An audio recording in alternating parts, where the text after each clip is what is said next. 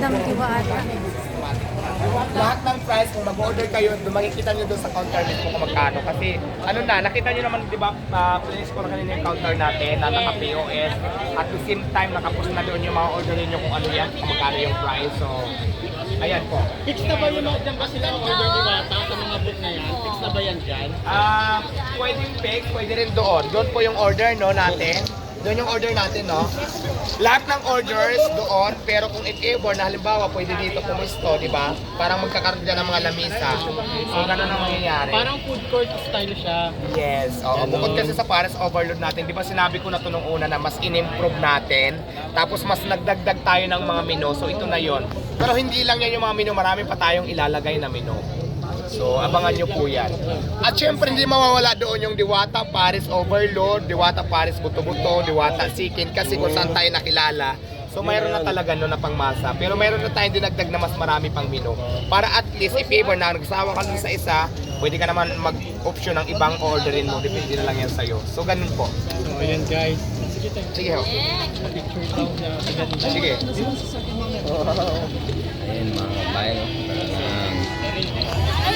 Ayun mga kabayan, ICT naman tayo. Mga ICT dyan. Ay, Diwata, may darating bang special guest? Actually, marami tayong kausap na darating. Kaya lang, syempre, yung iba, mahal daw sa kanila. Pero hopefully na mayroon pa rin dumating. Kasi, alam mo naman, di ba, sumabay pa yung bagyo. Pero blessing yan. Sabi nga namin, rain or shine, tuloy. Kaya nandito tayo ngayon. At saka ngayong araw na ito, hindi pa naman tayo magtitinda. Ito pa lang yung soft opening natin na kung saan. Pinakita ko pa lang yung Diwata Paris. Saka pinakita ko yung mga bagong menu at saka yung location natin, importante. So, ang grand opening talaga natin ito is June 2. Linggo din siya. Magbilang kayo ng 1 weeks mula ngayon. June 2 starting na tayo. So, yun daw guys. Ano daw ang tamang lugar dito, Diwata? Anong tamang lugar? Ang tamang lugar dito ay Morning Star Street, Sunville Subdivision, Quezon City. Malapit lang po sa Visayas. Kung nasa Visayas Avenue kayo, kakanan lang kayo sa Shell, papunta na dito. Ngayon, kung nandito naman kayo sa may Central, likod lang tayo ng New Era, malapit lang tayo dito sa may marami dito mga university, malapit lang dito sa may... So, malapit lang sa New Era. New Era University. So, para mas mabilis yung mahanap. Kung galing kayo Maraming jeep na dumadaan sa labas. Ma'am Diwata, 24 hours ba to? Ganito, 24 hours talagang plano ko, pero syempre, didepende natin yan sa magiging flow ng tao. Kung mas maraming tao sa gabi, 24 hours pa rin tayo, di ba? So, depende yan sa location kung 24 hours din yung tao. Pero ang gusto talaga natin is 24 hours kung kaya at kung mayroon pa mga kumakain sa gabi. So, tingnan natin. Parang target natin 24 hours talaga. Oh, yun. Hindi na kayo mga kabayan. So yan, hindi lang ipakaliwanag ni Madam Diwata yung mga schedule dito. So ito, soft opening lang ngayon. So ayan guys, nandito tayo ngayon sa Diwata soft opening. At nasa 47 Morning Star siya. 47 Morning Star Drive, Sandville. At ayon sa kanya, pag-aaralan pa kung 24 hours. Ay, hello, Ma'am Tintin, your name. Okay, sige, go na tayo habang hindi pa busy. Okay.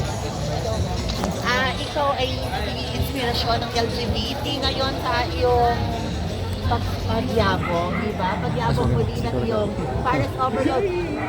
I interviewed you siguro February. Yes, sa Pasay, sa kalsada pa tayo. Marami na mga nangyari sa iyong pag-ulan.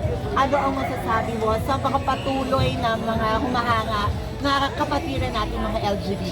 Ayan, tulad ng sinasabi ko, laban lang tayo guys, kahit ano pa yan, basta may mga pangarap tayo, kaya natin gawin, umpisa na natin. So tuloy lang ang laban, kahit ano pa yan, kung yun ang gusto natin gawin sa buhay natin, doon na basta alam natin wala tayong inapakan na tao at wala tayong inagarbyado. Diba? Malaban tayo ng patas sa pamamaraan. So yun lang ang tintin. Ang isa pa natin kapatid yun ay si Hiwaga ay nagkita na kayo sa wakas, di ba? Kayo nagtatagpo na ni Hiwaga. Yes, kagabi lang yun. Kagabi, oo. Ano ang masasabi mo sa inyong pagtatagpo ni Hiwaga? Well, wala naman ako sama ng loob kay Hiwaga kasi unang-una, hindi talaga kami personally na magkakilala, di ba? Tapos nakilala kami pa rin sa social media. Tapos marami kasing intriga na pinag-aaway kami. Tapos kung ano ng mga sa social media. So, yung relasyon kasi namin ni Hiwaga, parang nakikita lang namin yung sarili namin sa mga social media. Hindi talaga kami magka-close. So wala namang problema doon. Kaya nagkita kami kagabi, so okay lang. Nag-usap kami, nag-hug. So Kasi sa isang event, doon sa ship family namin, so paras kami invited, so nagkita kami doon. So normal naman, wala namang problema doon.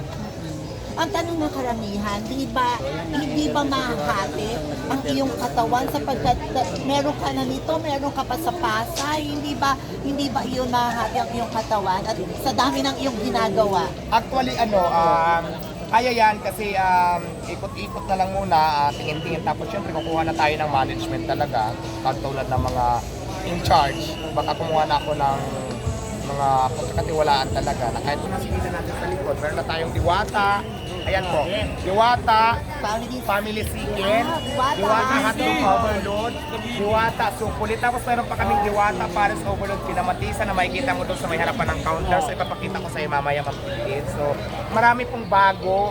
Tapos kung makikita nyo naman yung pisto ko sa Pasay at pisto ko dito ngayon na ang laki po ng pinagkaiba, mas in-improve po talaga namin. Kagaya ng pagpapa-improve mo daw, di ba, sa iyong sarili. Marami ng, di ba, syala na ang ating kapatiran Ganun pa rin naman, ganun pa rin naman, wala naman nagbago. Sila lang naman yung nagsasabi na nagbago na ako, pero hindi kasi nila ako naintindihan. So, kung ano ako dati, ganun pa rin naman. Di ba, ang sabi nga nila, ang change lang ay ang change mismo, di ba? Yun naman ay hindi natin mapapatawad or hindi natin may iwasan, di ba? Correct, tama. Ang pagbabago ay hindi natin may iwasan sa tao. Okay, can you please invite everyone na pumunta po dito sa Diwata Pares Overload dito sa may Quezon City? Ayan, sa lahat po ng gustong pumunta, ang location po natin dito sa Quezon City ay malapit lang tayo sa Visayas Avenue. Nasa likod lang tayo ng New Era University ba to? Yung ito school to eh. Tapos ang eksaktong lugar natin, yung street natin ay Morning Star Street, Sunville Subdivision, 118 Quezon City, Metro Manila. So ito po ang location natin. Malapit lang po ito sa Visayas. Nasa likod lang ng New Era University. Madali lang po tuntunin. Tapos makikita mo naman sa labas, makikita kong signage doon na nakalagay yung logo ko na Diwata Pares Overload. So madali lang siya matunton. Another question, last question for you is that, sabi ni, is this a pre-owned or is it a franchise? Akin sabi ko to. ng karamihan, di ba? Akin to, sarili ko talaga to. Okay. Pero sa lahat po ng gusto mag-franchise, kung anong itsura ni Diwata Pares Overload na gagayahin, ito na siya. Ito po yung prototype natin at saka model house natin. Sa mga gusto mag-franchise ng Diwata Pares Overload, ito yung papakita natin na ito hindi lang basta franchise na may puhunan ka. So okay na. So kailangan kaya bang ito na nga. Ito po ang itsura ng Diwata Pares natin. So pwede naman maliit, depende kung hindi mo kaya ganito kalaki, pwede rin ganito kalaki. Kasi hindi lang tayo Pares Overload, pwede din tayo sa restaurant. Diwata Pares Overload, OPC o restaurant, pwede siya. Ay, wait lang. Sabi kasi ni Direk Daryl Yap, gusto kanyang bigyan ng mga gadgets or mga kagamitan para sa iyong vlogging. Di ba? Have you heard of that? Yes. Parang may schedule nga yata kami kay Daryl Yap this coming sa sunod na mga araw. Hindi ko lang alam kasi may nakalista ako may schedule doon sa basta meron. So parang kasama siya doon. So hopefully magkita kami. Pero sabi ni Direk Daryl Yap, ang gusto niya daw gumanap sa iyong pelikula ay si Juliana Pariscova. How was that? Okay lang kahit sino, basta sino may gusto. Kasi pareho na kayong parang LGBT from Pasay City. Para parehas kayo taga Pasay. Gusto niya, ikaw, sino ang gusto mong gumanap para sa pelikula mo? Sa akin naman, wala naman akong pinipili. Kung sino ang choice, sino talaga ang karapat-dapat. Kung sabi ng director na ito ka or sino siya, ito siya mas bagay sa'yo. Why not? Walang problema sa akin. Okay, maraming salamat Diwata and good luck to your second branch. Ayan, maraming salamat din sa effort. Di ba malayo ka, nagpunta ka pa dito kahit umuulan. Laban lang tayo. Sabi ko nga, soft opening pa lang naman tayo ngayon. So, umulan bumagyo, tuloy tayo. Pero ang grand opening talaga natin is June 2. Doon na po talaga tayo magbubukas. Doon tayo magkakating karibon. So ngayon, pinakita ko pa lang yung itsura ng Diwata Pares, yung mga bagong menu at kung saang lugar. So maraming salamat dahil napakarami ng tao na pumunta dito. Who are we expecting? May mga personalities, celebrities pa tayo ina-expect? Actually, marami naman sana pupunta. Kaya lang hindi ko alam kung pupunta sila katulad nila Bustuyo, nila Rosmar. Kaya lang di ba bumagyo, may nag-chat ngayong iba na baha daw parang hindi makapunta. Pero mayroon pa naman tayong grand opening, baka doon na lang sila pumunta.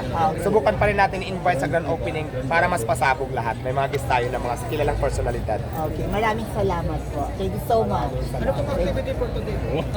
Ang activity natin ngayon is finish ko lang, pinakita ko lang, tapos kung mayroon ano dyan, mayroon ka nagpa-cater kami, tapos yung ibang menu papatikim namin kung ano yung handa namin. Papatikim namin sa mga taong nandito, kung kasya. So yun lang naman. Tapos after dito, so okay na, doon to naman tayo ulit magkikita-kita. So yun lang naman. At po, salamat. So yan guys, ang pala yung kay Diwata.